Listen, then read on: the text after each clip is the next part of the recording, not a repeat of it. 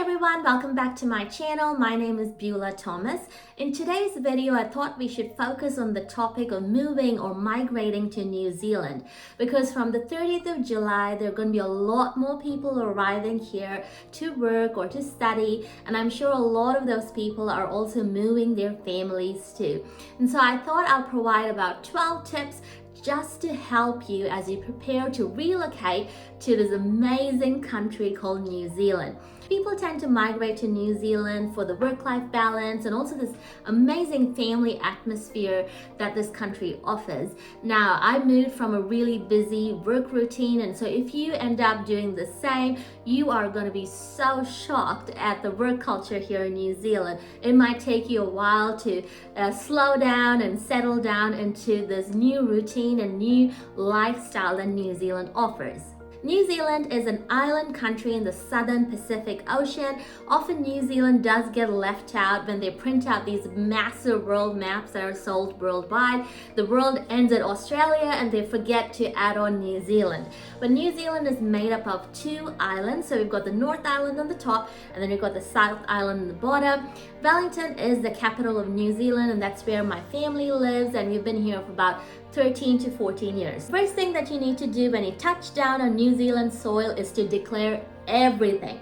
All the contents of your bag. As you know, they'll give you a little customs declaration form as they do in every country, but make sure you have a look through the immigration website. If you're bringing a ton of things and you're not sure which will be allowed or not, have a look through so you don't bring in things like dried fish or wooden artwork or dried flowers or fruit and veg. Make sure you have a read so that your customs experience in New Zealand will be a very pleasant and smooth experience. Before you move, start making connections. There are so many Facebook groups that you can connect into. There are ethnic groups that you can search up for the city that you might be moving to. Local moms group. Another great place to also connect to are the churches in that community or the city that you're moving to. You'll be really surprised to see how friendly and helpful Kiwis can be. So make sure you start making connections just as you're packing and preparing to make the move. Get onto social media and try to find people in the city that you'll be moving to soon. If you've got no friends or family living here, look up Airbnbs or motels,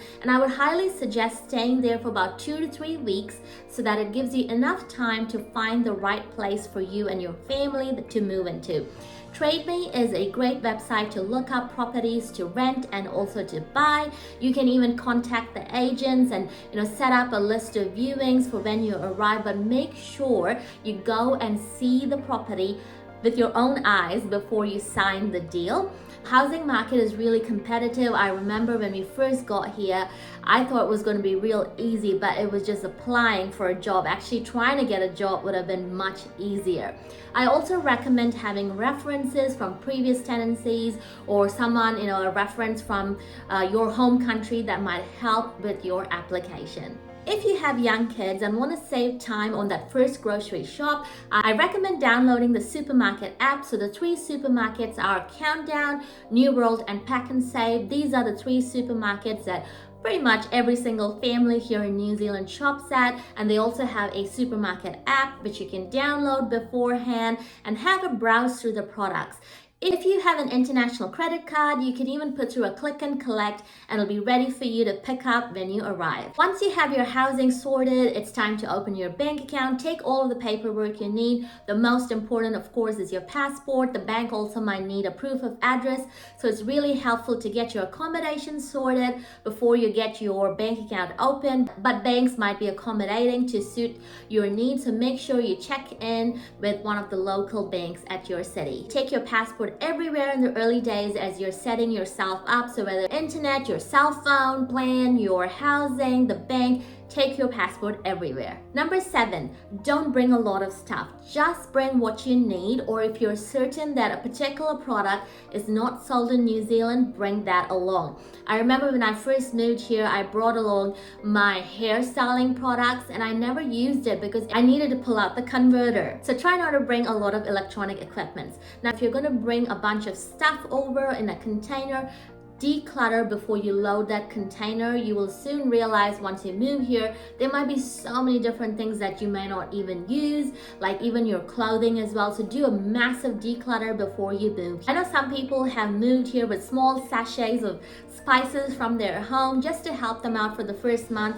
You can do that if you want, but also do know that most cities here in New Zealand have supermarkets that'll cover products from Asia, India, the Middle East, and so you will not be left out of the products. But if you really need to do that, bring tiny little bit of spice sachets. Make sure you have a good cell phone that can adapt to the latest technology. So all you need to do is just put in a New Zealand SIM card and it should be ready to go.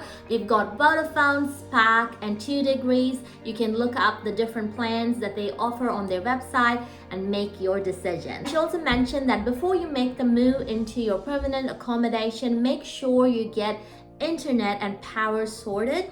I'm sure the rental company should be able to help you if you get stuck, but make sure you have that sorted before you move into the place that you're gonna rent. Shop around before you settle on buying things. Don't settle for cheap, but look for quality. Something that I still do is I browse online between the different shops that are in the city before I decide on a particular product. I remember when I first got here, I used to watch a lot of TV because I was trying to understand how the New Zealand culture worked, and there used to be an ad for the store called Briscoe's. So that's where you can get all of your home furnishings. So if you need bath rugs or towels or wine glasses or a toaster, kettle, all different types of stuff that you need to chuck into a unfurnished house, you can get it from Briscoe's. And I used to watch their TV ads and I would get so excited. But after a few weeks, I realized that Briscoe's has a sale every single week.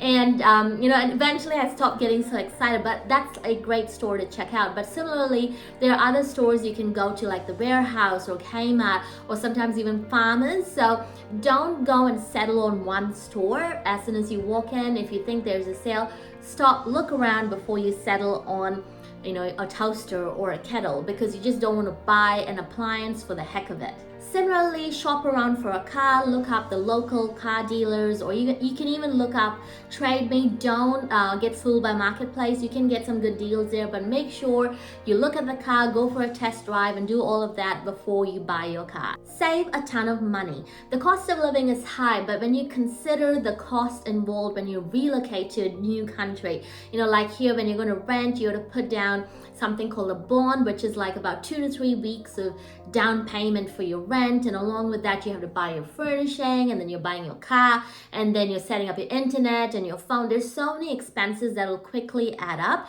So make sure you save a ton of money so that you can settle down here and have a comfortable start to your life here in New Zealand. New Zealand can bring a whole lot of culture shock. People here speak English, which is quite helpful, but I remember moving here from the United States and I was so shocked. Prior to the United States, I was born and raised in Kuwait. Now in both of these countries, everything is big. The meal servings are huge. The drinks are probably triple the size of the drink that they sell here. And then the malls are a whole different story. But here in New Zealand, malls tend to close 5:30 to 6 o'clock. They have a late night on Thursday night, as we get closer to Christmas or the festive season, it tends to be open late. But it took me almost a year to sort of digest all of the changes. Supermarkets are open, but some of the wholesale supermarkets close 4:30 to 5 or max 6. Restaurants are open, bars and clubs are open. A couple of the stores are open, but most of it is closed. So people finish work, they head home, and it's family time. So that might bring a little bit of culture shock if you're coming from a country where everything is open till 10:30 p.m. or 11 p.m. And finally, the most important thing, the people here in New Zealand are so kind and very welcoming. One of the things that I remember from moving here was how people wanted to know me and my culture and the food that we ate, and they were really welcoming and really open to learning about who I was.